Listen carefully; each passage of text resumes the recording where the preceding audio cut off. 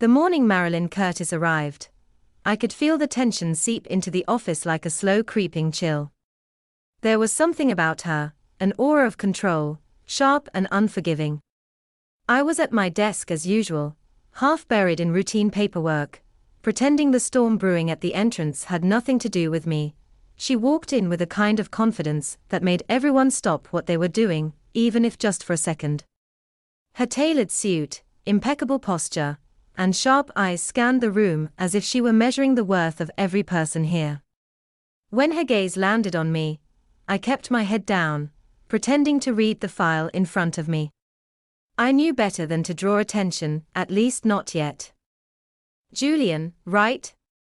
Her voice was sharp, cutting through the quiet hum of the office.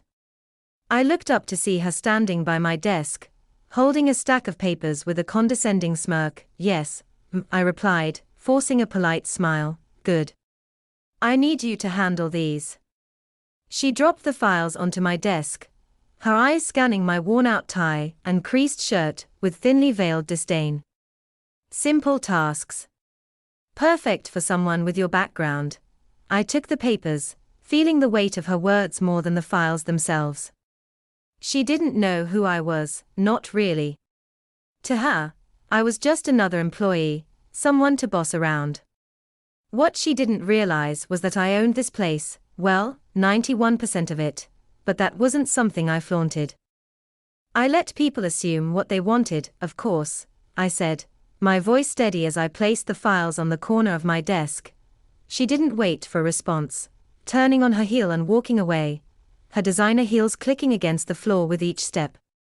I watched her retreat to her office, already decorated with framed diplomas and achievements, as if she'd won the place over before even getting her hands dirty. The office buzzed with nervous energy as she passed by, everyone glancing at each other, unsure what to make of the new head of the department. Sarah, the receptionist, leaned over her desk as I passed by on my way to the break room. "She's something, huh?" she whispered, wide-eyed. "Yeah," I muttered, grabbing a cup of coffee, though it was more out of habit than need. "She's going to make things interesting." Sarah nodded, looking relieved someone else had noticed. "I heard she's already got James from accounting in tears." I chuckled quietly, though the humor didn't reach my eyes. Wouldn't surprise me. Marilyn Curtis was a force of nature, but I wasn't worried.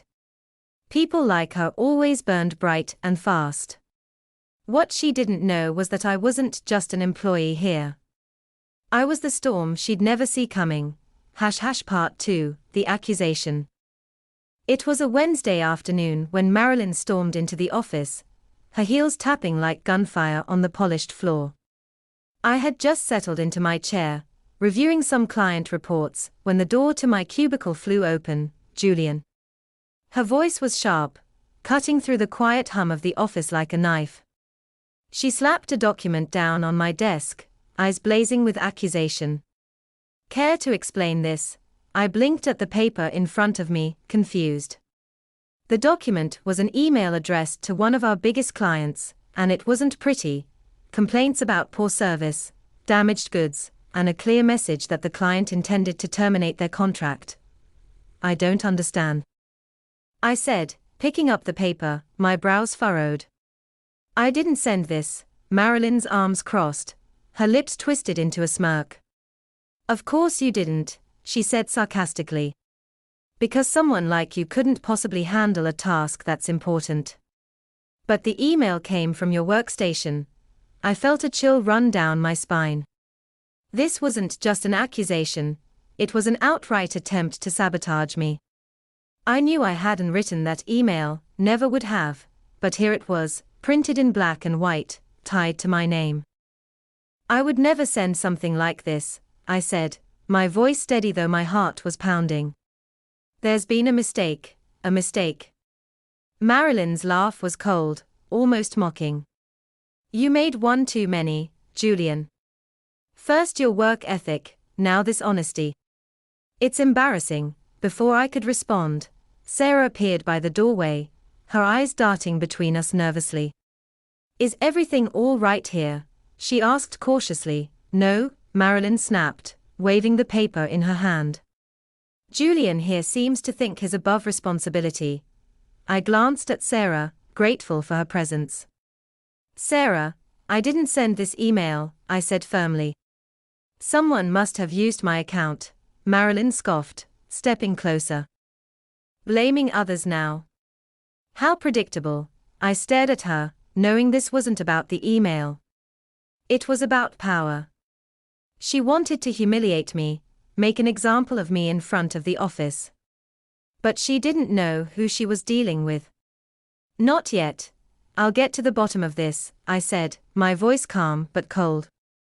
But I promise you, Marilyn, the truth will come out. Her eyes narrowed, but she didn't respond. Instead, she turned on her heel and left, the storm following in her wake. As the door swung shut, I let out a slow breath. This wasn't over, not by a long shot. Part 3. The revelation. The air in the conference room felt thick as I entered the space, the atmosphere charged with the buzz of the upcoming shareholder meeting. Marilyn was already there, standing near the window, her arms crossed as she exchanged pleasantries with a few other executives. She didn't notice me at first, but when she did, her eyes narrowed in that familiar way, lips curving into a smirk. I made my way to a seat near the back, unnoticed as always. It was better this way, for now. As the meeting was about to begin, Marilyn's eyes locked onto mine. Her expression was one of incredulity, as if she couldn't fathom why someone like me would even be here. She marched over, her heels echoing loudly in the now silent room. What do you think you're doing here, Julian? She hissed under her breath. This meeting is for senior management and shareholders, not lowly employees. I looked up at her, keeping my voice steady. I was invited, Marilyn scoffed, leaning closer. You don't belong here, she whispered. Get out before you embarrass yourself. The tension in the room was palpable, but I stood my ground. The meeting was about to start, and soon the truth would come out. Before she could continue her tirade, the doors opened and the president of the company walked in, followed by the other board members. As the president took his place at the head of the table, his eyes scanned the room and landed on Marilyn, who quickly straightened up, assuming her usual polished demeanor. The meeting commenced with the usual formalities, reports on profits, projections for the next quarter, the typical corporate banter. But I knew what was coming, and as the conversation turned toward shareholders, my moment arrived. The president cleared his throat, looking down at a document in front of him. Before we proceed, I'd like to address something important, he began. His voice calm, but authoritative. I've been informed that there's been some confusion regarding the ownership structure of the company. Marilyn shifted uncomfortably in her seat, shooting me a sideways glance.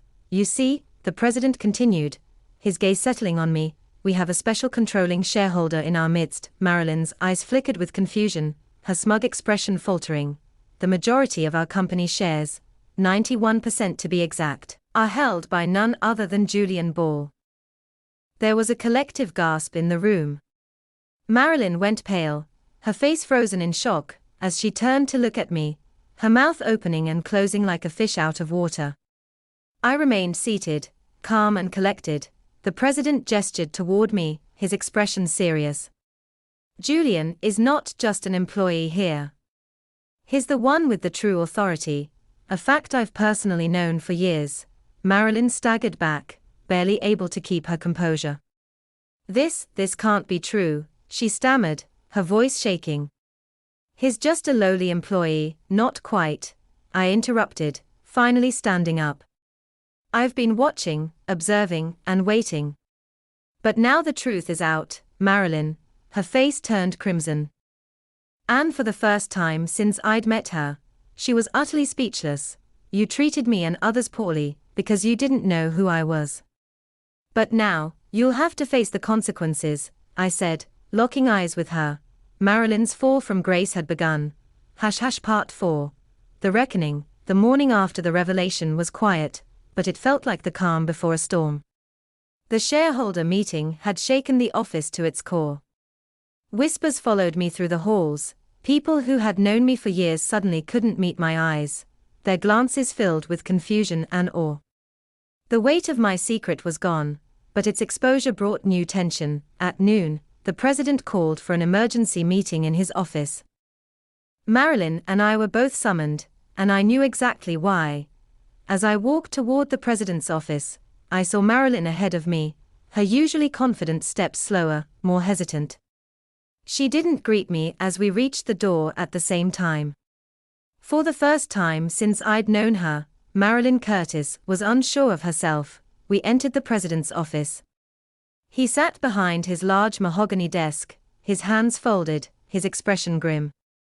His silence was thick with disappointment, as though he was wrestling with the gravity of the situation. "Sit down," he ordered, his voice measured. We both obeyed. Marilyn shifted in her seat, still avoiding looking at me. I glanced at her for a moment, noticing how her composed exterior seemed on the verge of cracking. "You both made this company your life," the president began, his eyes moving between the two of us. "But what happened yesterday has changed everything." Marilyn's composure slipped further, and she finally spoke, her voice quiet, but tinged with desperation. "Mr. Williams, enough," the president interrupted sharply, raising his hand. "I've heard enough excuses from you, Marilyn. The damage you caused over the last few months cannot be undone with words." Marilyn's eyes widened, and her lips trembled. "But I didn't know who Julian was," she stammered. "If I had known, that's exactly the problem, Marilyn," I interjected calmly. "It shouldn't matter who I am. You treated everyone beneath you with disdain." The president nodded, leaning back in his chair. "Julian's right. The fact that you didn't know his position is irrelevant. It doesn't excuse your behavior. This company prides itself on respect and collaboration, values you've undermined with your arrogance." Marilyn clenched her hands together, her voice growing more frantic. "Please, I can change. I was under pressure to perform and stop." The president's voice was stern. "You crossed too many lines. Marilyn. It's not just about your attitude toward Julian. The accusations against you regarding client mishandling and employee harassment are serious." She turned toward me, her eyes pleading. "Julian, you understand, don't you? We've all made mistakes. Surely with your influence, we can work something out." I met her gaze steadily, the memory of months of belittlement and manipulation playing in my mind. "This isn't about mistakes, Marilyn. It's about accountability." Her face fell, and she slumped back into her chair, defeated. The president sighed heavily and turned toward her. "Marilyn Curtis, your actions have left me no choice. Effective immediately, you are dismissed from your position." The words hung in the air, heavy and final. Marilyn's face drained of color as reality sunk in. She didn't say another word. The meeting was over, and so was her reign of terror. Part 5. The aftermath. The tension in the air had dissipated, but the silence that followed was unnerving. Marilyn sat frozen in her chair, staring blankly ahead, as if the president's words hadn't yet registered. I watched her, feeling a strange mix of satisfaction and pity. She had dug her own grave, but the fall from grace was always brutal to witness. The president stood, signaling the end of the meeting. "You have until the end of the day to gather your things, Marilyn. Security will escort you out." Marilyn finally blinked, her hands trembling as she gripped the armrests of her chair. "This can't be happening," she muttered under her breath. Her voice was barely a whisper, but she was speaking more to herself than anyone in the room. She turned toward me, desperation flashing in her eyes. "Julian, please," she begged, her voice cracking. "You know I didn't mean for things to go this far. I was trying to prove myself. I was under pressure to perform. You can understand that, can't you?" I held her gaze for a moment, considering her words. Months ago, I might have believed her, might have sympathized with her struggle. But now, the damage was too deep. "I understand pressure," I replied evenly, "but I don't understand cruelty." Her face fell, and for the first time, she had no sharp retort, no defense, just silence. The president cleared his throat, standing up from behind his desk. "That's enough," he said firmly, glancing between us. "Marilyn, you've made your choices, and now you must face the consequences. There's nothing more to say." Marilyn looked like she might protest, but the president's expression left no room for argument. She stood shakily, her hands still trembling, and nodded once. "Fine," she whispered, her voice barely audible. "I'll leave." As she turned to leave, the door creaked open, the sound echoed in the room, a fitting punctuation to the moment. Marilyn hesitated at the threshold, then glanced over her shoulder at me one last time.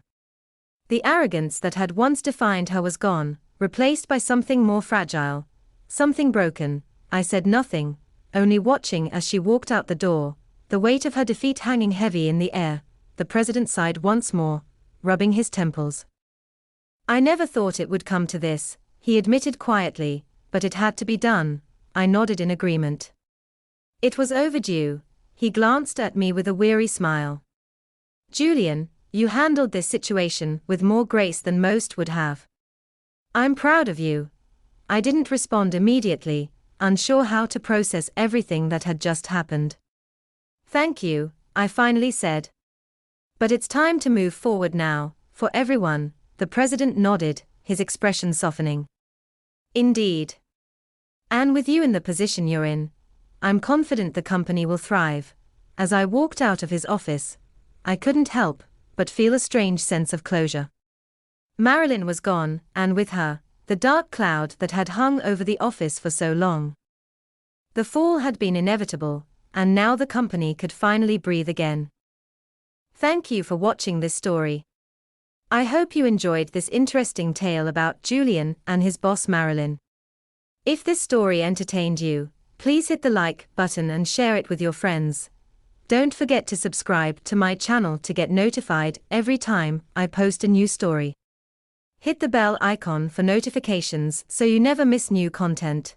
What would you have done if you were in Julian's position?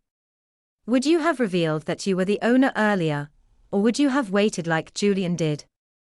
Share your thoughts in the comments below. See you in the next story. Thanks for being part of this community.